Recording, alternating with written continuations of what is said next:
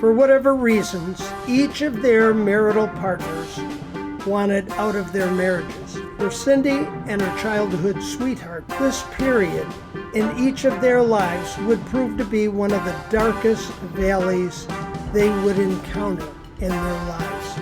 They never expected to go through a divorce, either of them. And yet, there it was, hitting them both smack in the face. Welcome to the Game Day Everyday Podcast with Coach Bud Boughton. When you make every day a game day, you live a life that matters. Here's Coach Bud. Hello, and once again, welcome to another edition of Game Day Everyday, Living a Life That Matters. For those of you who have not listened to my podcast before, my name is Bud Boughton, and I am a husband, a father, a grandfather, a teacher, a coach, a former senior executive, published author. I'm a certified official with USA Hockey and USA Lacrosse.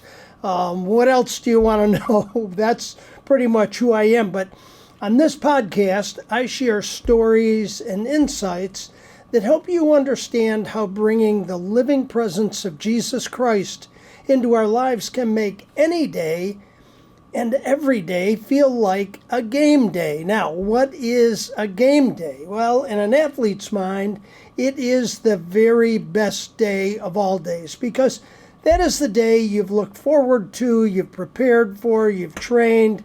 It's a day in your life that you will probably always remember in some way, shape, or form. So wouldn't it be special? Wouldn't it be amazing to live a life where somehow every day could be one of those game days? And believe me, I think you can do that. I think there's a way to make your life that full, that abundant. And it does start with Jesus Christ. Now, I got to tell you, I just came in from shoveling snow.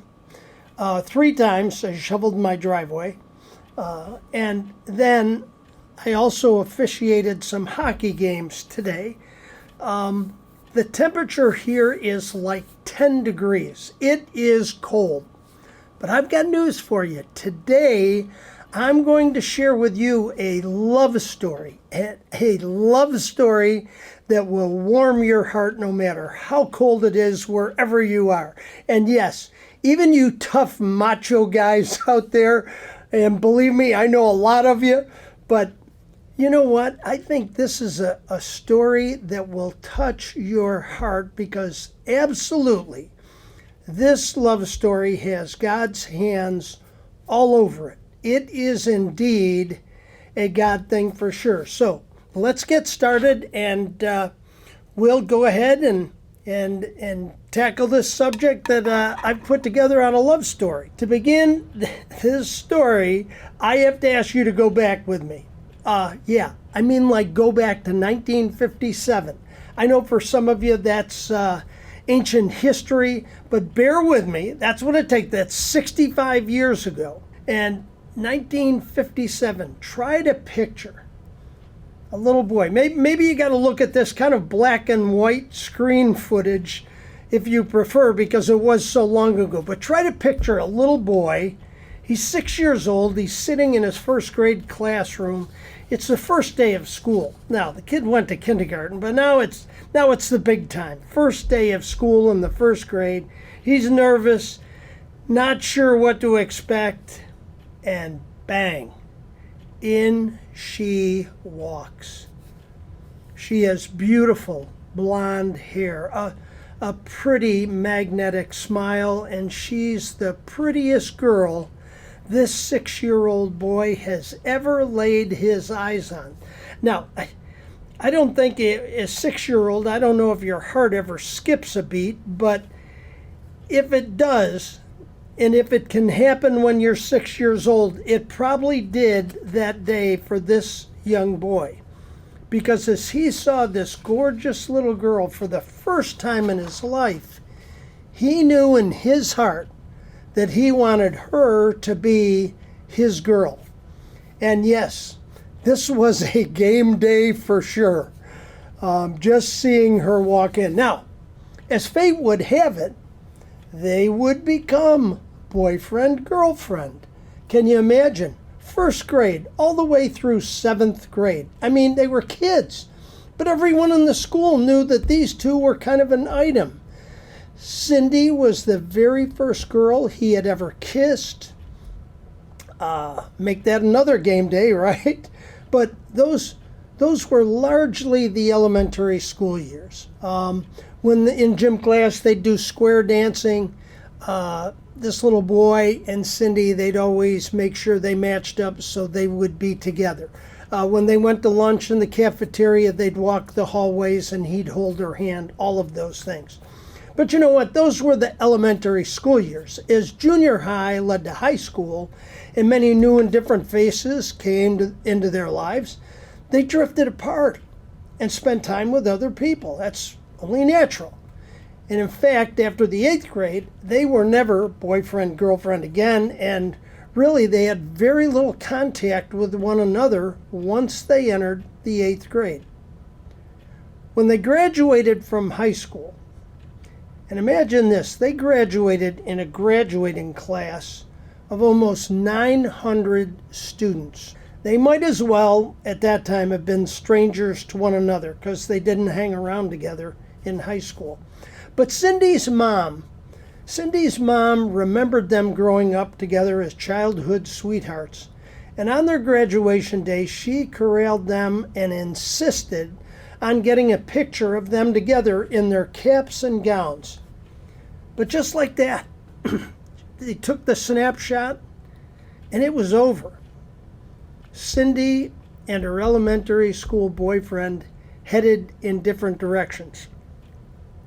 Different colleges, new and different friends, different interests, different cities where they would live, and eventually marriages, children, careers. They each had their own lives, and they would not see one another again for the next 25 years. And then there was a seismic shift in each of their lives, something called divorce. For whatever reasons, each of their marital partners wanted out of their marriages. For Cindy and her childhood sweetheart, this period in each of their lives would prove to be one of the darkest valleys they would encounter in their lives. They never expected to go through a divorce, either of them. And yet, there it was, hitting them both smack in the face. And you know what? You wonder sometimes when those terrible, hard things happen in our lives, why do those things happen? How do they happen? And then I read scripture in Jeremiah that really makes me scratch my head. In Jeremiah 29:11, it says, "For I know the plans I have for you, declares the Lord, plans to prosper you and not harm you, plans to give you hope and a future." Okay, to give you hope and a future, but when you're in the midst of a divorce, and if any of you out there listening to this, if you're going through that right now, it's hard to see light at the end of the tunnel. Why is this happening to me? Are you telling me this is really part of God's plan for me? I mean, how do I prosper with this? What is my future? And that's where we were, each of us. And then Cindy's elementary school boyfriend got word from a friend that, like Cindy had gone through a divorce. And strangely, a business engagement was going to bring him to the very city where she was now living. He had a speaking engagement at a banking conference, and it happened to be in the city where she lived. So now this was before the days of internet and social media. I mean, he had to really go out on a limb or make the tough decision. How am I going to reach out to this girl, my old elementary school sweetheart or whatever? But he found a way. He picked up the phone, long distance information, everything else, and he took the chance and he gave her a call. Now, that conversation, I guess, was rather awkward at first, as you can imagine. but remembering that her birthday was June 20th, and this guy knew that he would be in the city where she lived on June 17th and 18th, he got a little bit creative and said, hey, why don't we go to dinner to celebrate your birthday? And she accepted. Time came for the trip, and both of them were filled with, I guess, both anticipation and some apprehension, as you can imagine. And while the evening went fine, there was a strange moment that did occur at the dinner. They happened to drive to a downtown restaurant, and as they were ordering dinner, this elementary school sweetheart of Cindy's, he couldn't help but stare at her hands as she was holding her menu.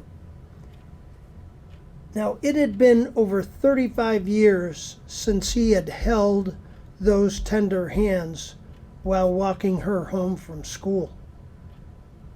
He thought of all she had done in her life since then with those beautiful hands, working as a nurse, as a mother caring for her children. And you know what? Right then, he wanted her to know in that moment, even if he never saw her again after that night, that he genuinely cared for her and that he loved her in his own special way, regardless what might happen.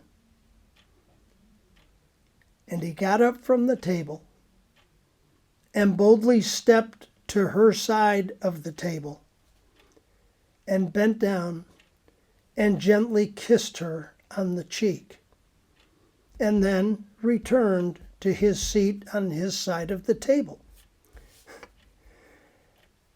Now, later on, she admitted, apparently, that this was rather forward of him, but she was okay with it.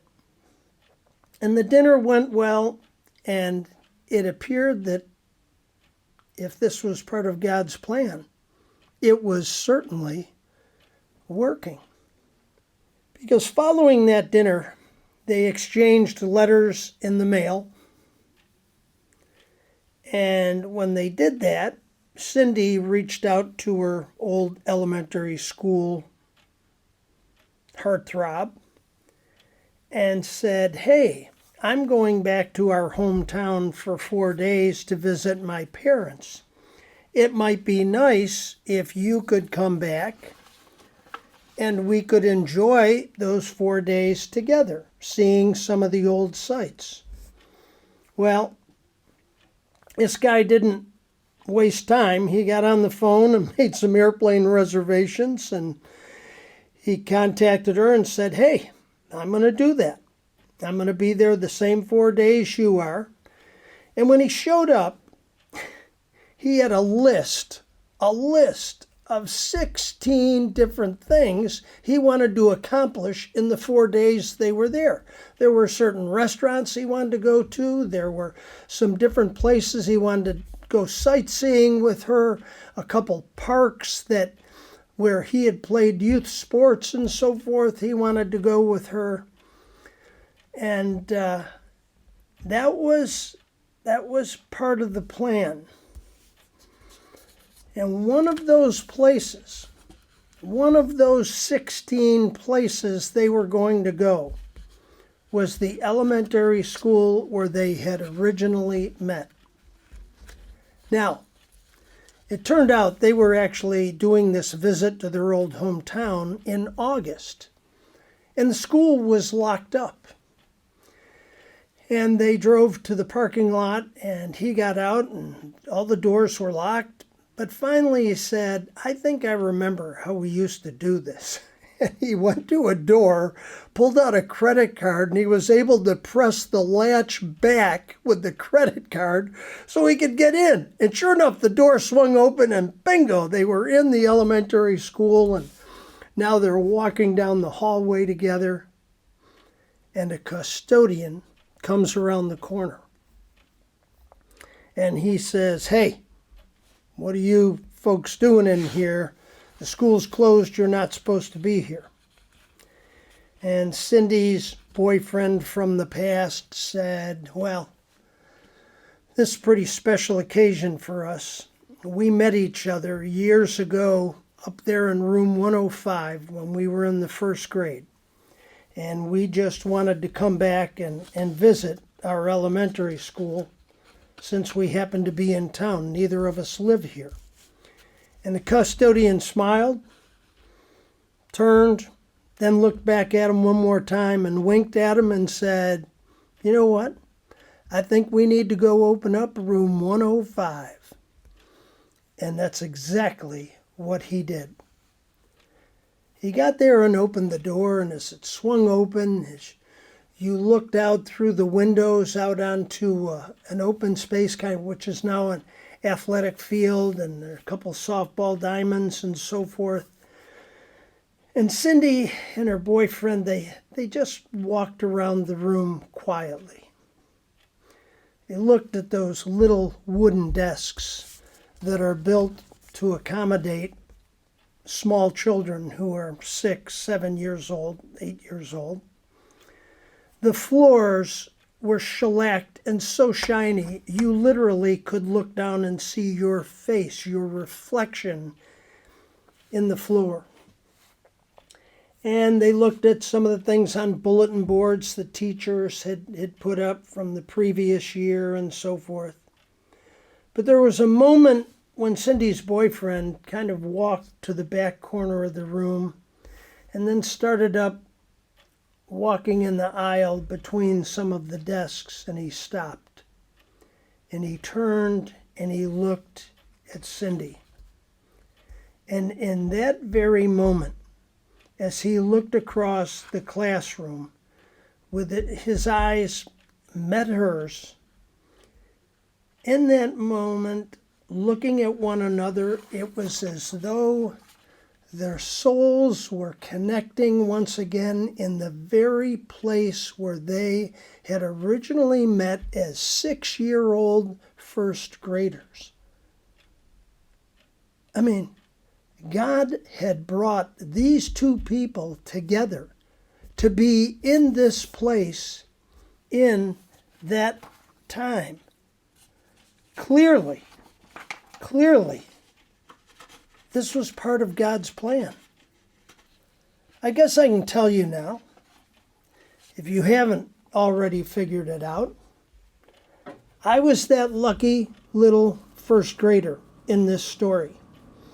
And that day, being with Cindy once again in that first grade classroom, room 105 in Herbert Hoover Elementary School, was one of probably the biggest game day of my life.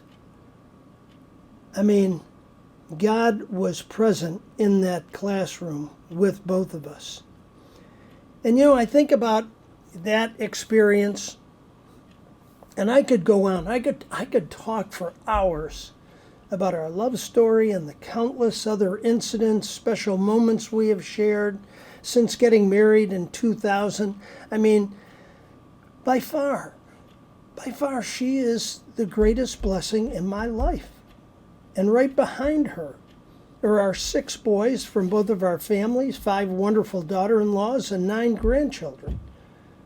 Is it any wonder that I bought her a charm that she wears around her neck, which says "Beyond Blessed"? And I have her wear that because every time I look at her, I see those words looking right back at me as I look up and see her beautiful, smiling face. And yes, I am beyond blessed to be with her.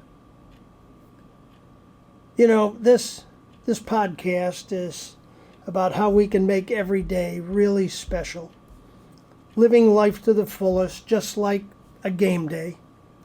And we do that by bringing the living presence of Jesus Christ into our life every day. And there's no reason we can't do that. That's a choice each of us gets to make.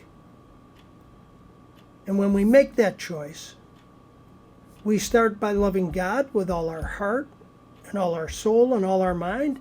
And we do it by loving our neighbors as we love ourselves. Did you catch that? Did you catch that one key word in there? It's all about love. That's what it's about. Living a life that matters is all about sharing the love that Jesus Christ demonstrated for all of us. You know, I have some sections of my Bible marked better than others, but I don't know if I've ever read other scripture as much as I've read 1 Corinthians, and when I go to verse 4 through 8 in chapter 13, love is patient, love is kind, love does not envy, is not boastful, is not conceited, does not act improperly, is not selfish, is not provoked, does not keep a record of wrongs, finds no joy in unrighteousness, but rejoices in the truth, bears all things, believes all things, hopes all things, endures all things. Love never ends. Love never ends. I am a blessed man. I wake up every morning with my first grade sweetheart next to me. And as my feet hit the floor, I remind myself that this is one more day the Lord has made. Let us rejoice and be glad in it. I am so thankful for each and every day. And you know what? This Valentine's Day, I hope you have someone special in your life to love. I really mean that. I hope you have someone special in your life to love. And if you do, you really need to make them feel special. Not just on Valentine's Day, but every day. But every day. And above and beyond that, this Valentine's Day, I'm going to encourage each of you and myself and Cindy to do something special. It doesn't have to be big, but I think each one of us ought to go out of our way and do something kind for a stranger or a neighbor.